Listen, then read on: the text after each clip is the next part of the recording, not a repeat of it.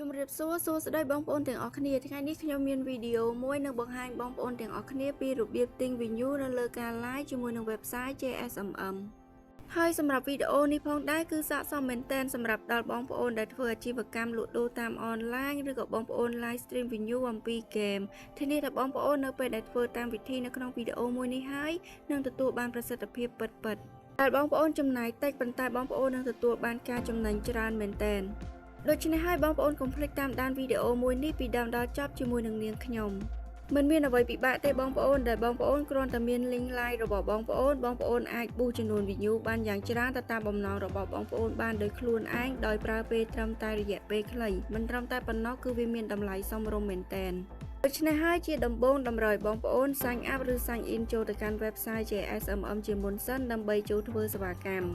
សម្រាប់បងប្អូនដែលជាសមាជិកថ្មីបងប្អូនអាចបង្កើតគណនីមួយដើម្បីចូលឈ្មោះចូលធ្វើសេវាកម្មបានហើយប្រសិនបើបងប្អូនមិនទាន់ចេះបង្កើតឬក៏មិនទាន់ចេះពីរបៀបចូលឈ្មោះចូលទេបងប្អូនអាចចុចចូលមើល link នៅខាងក្រោមវីដេអូមួយនេះបានដើម្បីដឹងពីរបៀបនៃការចុចឈ្មោះចូល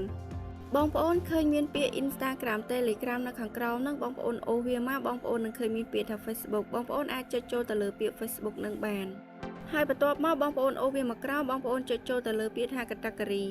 តែនៅក្នុងហ្នឹងគឺវាមានសេវាកម្មច្រើនមែនតើដែលតាក់ទងទៅនឹង Facebook វាមានដូចជា page follower page like group member post like post reaction video review page review ច្រើនណាស់បងប្អូនអាច scroll មើលទៅតាមនឹងបានហើយបងប្អូនអូមកក្រោមឲ្យផុតមកបងប្អូននឹងឃើញមានសេវាកម្មដែលមានពាក្យថា live stream venue ហើយនៅត្រង់កន្លែងហ្នឹងគឺវាមានសេវាកម្មពីរសម្រាប់ឲ្យបងប្អូនជ្រើសរើសប្រើប្រាស់គឺវាមានដូចជា Facebook live stream venue high quality និង Facebook live stream venueចំពោះពីសេវាកម្មនឹងផងដែរគឺវាស្តៀងតែគ្នាទេបងប្អូនអាចចុចចូលទៅលើសេវាកម្មមួយណាក៏បានដែរហើយសម្រាប់ខ្ញុំគឺខ្ញុំជ្រើសរើសទៅលើសេវាកម្មដែលមានពាក្យថា Facebook live stream venue ដែលនៅខាងក្រោមគេបង្អស់បន្ទាប់មកទៀតនោះគឺបងប្អូនអាចចុចចូលទៅលើ service ដែលនៅក្នុងហ្នឹងគឺវាមាន service ជាច្រើនប្រភេទសម្រាប់ឲ្យបងប្អូនចុចចូលជ្រើសរើសប្រើប្រាស់ទៅតាមតម្រូវការរបស់បងប្អូនគឺវាមាន service ដូចជា Facebook live stream venue 30នាទី60នាទី90នាទី120នាទី180នាទីច្រើនមែនតើបងប្អូនហើយចំពោះរយៈពេល30នាទី60នាទី90នាទីដោយដែលបងប្អូនបានឃើញហ្នឹងវាគឺជារយៈពេលចំនួន view នៅលើការ live របស់បងប្អូនឧទាហរណ៍បងប្អូនជ្រើសរើស service ដែលមានរយៈពេល30នាទីដូច្នេះហើយនៅពេលដែលបងប្អូន boost ចំនួន view ទៅចំនួន view នៅលើការ live របស់បងប្អូនគឺវានឹងកើនឡើងត្រឹមតែរយៈពេល30នាទីទេបងប្អូនមានន័យថាបន្ទាប់ពី30នាទីក្រោយបងប្អូននឹងឃើញចំនួន view នៅលើការ live របស់បងប្អូននឹងធ្លាក់ចុះមកវិញ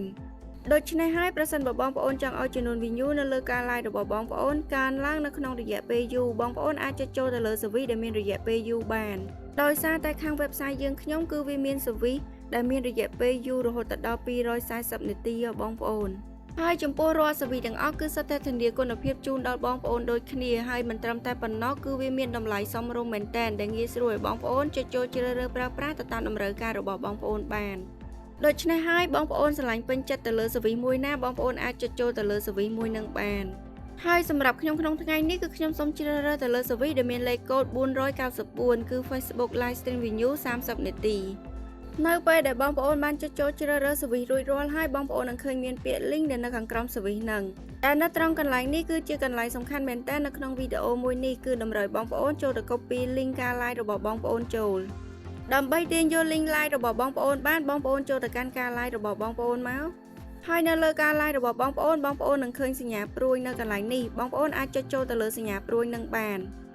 ហើយបន្ទាប់មកបងប្អូននឹងឃើញមានពាក្យថា copy link បងប្អូនអាចចុចចូលទៅលើពាក្យ copy link ដែលនៅខាងក្រោមនេះបានបន្ទាប់ពីបងប្អូនបាន copy link រួចរាល់ហើយបងប្អូនអាចចូលទៅកាន់ website យើងវិញដើម្បីផាស link live របស់បងប្អូនចូលហើយបន្ទាប់មកទៀតនោះគឺបងប្អូនអាចចូលទៅបំពេញចំនួន view ដែលបងប្អូនចង់ទិញឬក៏បងប្អូនចង់ boost នៅខាងក្រោមនេះបានតែនៅក្នុងហ្នឹងគឺបងប្អូនអាចដាក់បានយ៉ាងតិច10ហើយយ៉ាងច្រើនរហូតដល់ 50000 view ឧបមាថាខ្ញុំដាក់ត្រឹមតែចំនួន10ហើយចំពោះឆាតដែលនៅខាងក្រោមហ្នឹងវាគឺជាតម្លៃសេវាកម្ម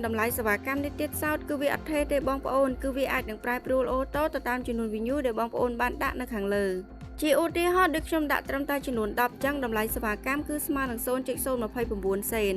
ក៏ប៉ុន្តែប្រសិនបើបងប្អូនដាក់ចំនួនច្រើនជាងនេះបងប្អូននឹងឃើញតម្លៃនៅខាងក្រោមហ្នឹងគឺវានឹងប្រែប្រួលកើនឡើងទៅតាមចំនួននឹងដូចគ្នាឧបមាថាខ្ញុំបង្កើនចំនួន view ពី10មក100អញ្ចឹងបងប្អូននឹងឃើញតម្លៃសេវាកម្មនៅខាងក្រោមហ្នឹងគឺវាកើនឡើងមក 0.29 សេនវិញ បងប្អូនដាក់ចំនួន view នៅខាងលើនឹងកាន់តែច្រើនតម្លៃសេវាកម្មនៅខាងក្រោមនឹងគឺវាកាន់តែកើនឡើងទៅតាមចំនួន view នឹងដូចគ្នា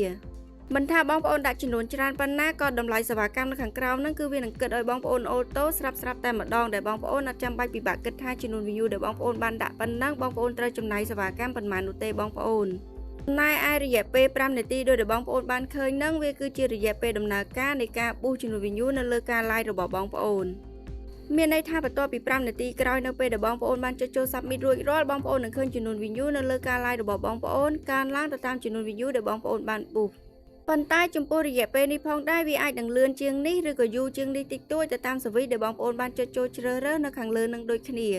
ហើយ description នៅខាងក្រោមនេះគឺបងប្អូនអាចចូលទៅអានបានដោយសារតែវាគឺជា description របស់សវិសដែលបងប្អូនបានចុចចូលជ្រើសរើសនៅខាងលើហើយមុនពេលដែលបងប្អូនចុចចូល submit បងប្អូនអាចអូសឡើងលើឡើងវិញដើម្បីពិនិត្យទៀងផ្ទាត់ថារាល់សវិសទាំងអស់បងប្អូនបានចុចចូលជ្រើសរើសបានត្រឹមត្រូវក៏ដូចជា link live របស់បងប្អូន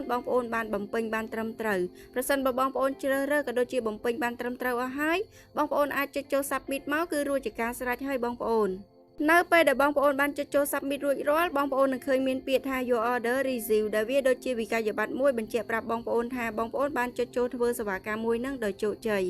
ហើយវាក៏មានការបញ្ជាក់ឡើងវិញទាំងអស់រាល់សវិសដែលបងប្អូនបានចុចចូលជ្រើសរើស link live របស់បងប្អូនចំនួន view ដែលបងប្អូនបានប៊ូសនិងតម្លៃសេវាកម្មទាំងអស់ដែលបងប្អូនបានធ្វើ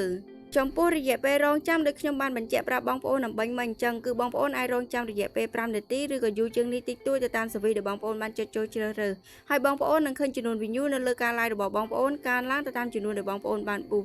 ក៏ប៉ុន្តែមិនតម្រូវបងប្អូនរងចាំនៅក្នុង website ហ្នឹងទេគឺបងប្អូនអាចចុចចេញពី website ហ្នឹងវិញបានបងប្អូនអាចចូលទៅកាន់ការ live របស់បងប្អូនវិញដើម្បីចូលទៅពិនិត្យចំនួន view ដែលបងប្អូនបានប៊ូសដូច្នេះសម្រាប់ការប៊ូសចំនួន view នៅលើការ live ជាមួយនឹង website JSMM គឺមានតែប៉ុណ្្នឹងទេបងប្អូនគឺងាយស្រួលមែនតើបងប្អូនអាចសាកល្បងធ្វើតាមវិធីនៅក្នុងវីដេអូមួយនេះបានធានាថាបងប្អូននឹងទទួលបានផលពិតៗហើយសម្រាប់វីដេអូថ្ងៃនេះក៏ដល់ទីបញ្ចប់ដែរបងប្អូនអរគុណបងប្អូនសម្រាប់ការតាមដានវីដេអូពីដើមដល់ចប់ហើយក៏សូមអធិស្ឋានផងដែរប្រសិនបើមានពាក្យពេចន៍ខុសឆ្គងឬក៏សំឡេងរំខានណាមួយជម្រាបលាបងប្អូនជួបខ្ញុំនៅវីដេអូក្រោយ